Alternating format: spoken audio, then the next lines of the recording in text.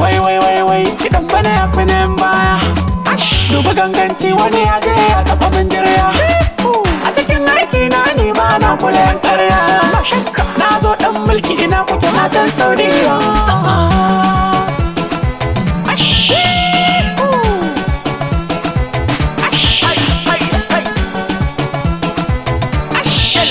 mata.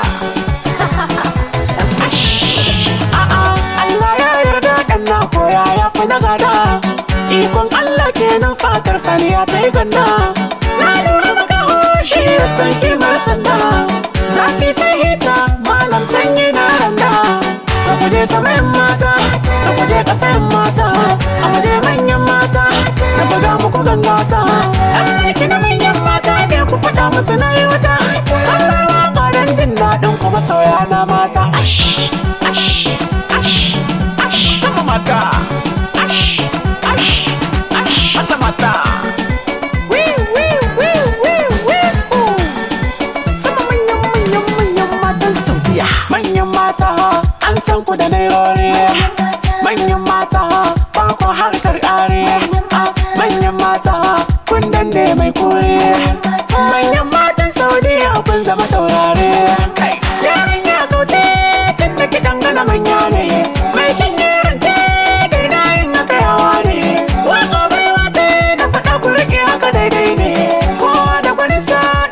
na manyan mata ne. Ra'ayi ne riga yara ku yi langa, ina buga ganga na musan na ga zuga. Matan Saudi sanadin kwake ta kira na oga. Ashirin yaro ne zan yi rawa ta yau bayan ga.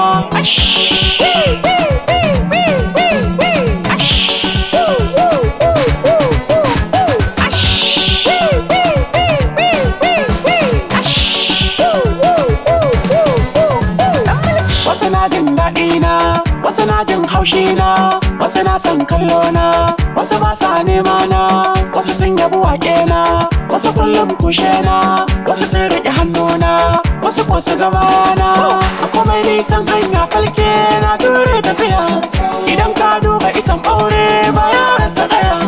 Wucewa wanda yake sauri akwai ranar gajiya, ka ɗauka ba laifi in har kai ne kai ajiya. Manyan matan Saudiya kun zama hamshaƙai, daga inda ake neman matsayi tabbas kun kai. Kyale mai zagin ku baya rasa isko kai, kuma kun hana barcin su kun sa musu ciwon kai. Allah ya amince daban ku kasance, ana ta kwatance haka ma nasara ce. To hakan kwabar ko mata inda Saudiya ce, ɗan mulki na manyan mata kiɗan ku ba zan daina ba.